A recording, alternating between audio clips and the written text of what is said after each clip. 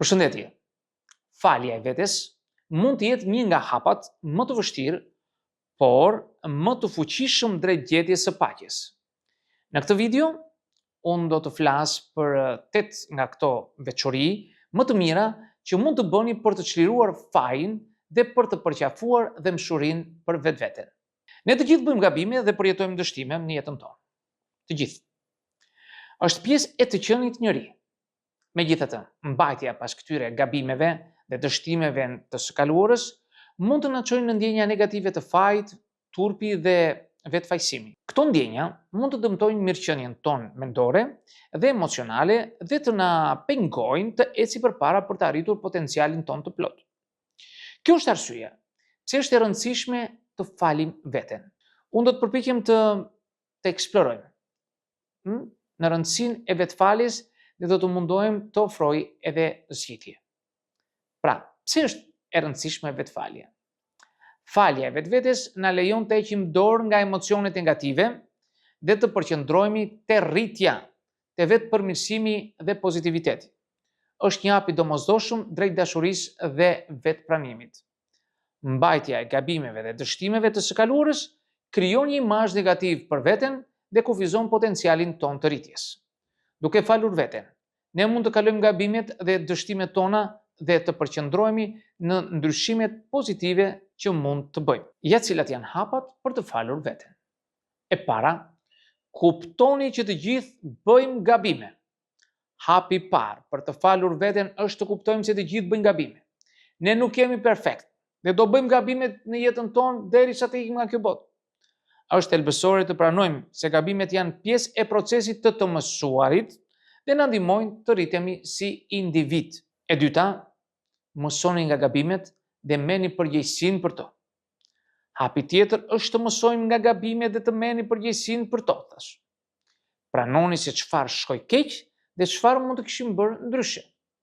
E treta, kërkoni falje kujdo që është lënduar nga veprimet tuaja.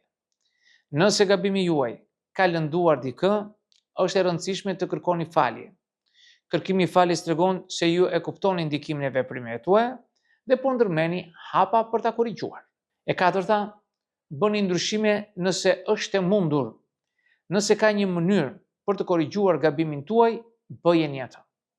Ndryshimet mund të ndihmojnë në riparimin e marrëdhënieve dhe rivendosjen e besimit. Praktikoni vetdëmshurinë dhe vetfaljen. 5.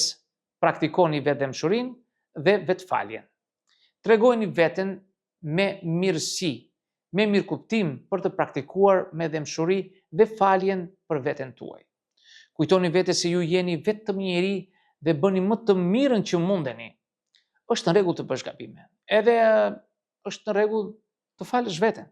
E gjashta, fokusoni në momentin aktual dhe ndryshimet pozitive që mund të bëni. Përqendroni në momentin aktual dhe ndryshimet pozitive që mund të bëni.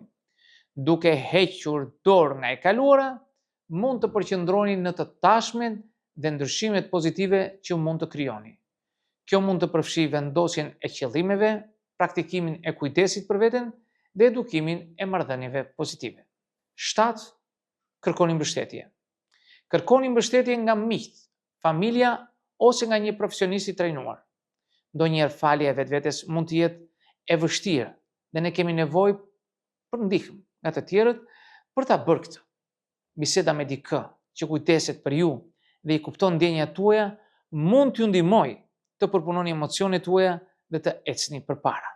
E teta, jini të durueshëm me veten dhe lini kohë për shërim dhe për rritje.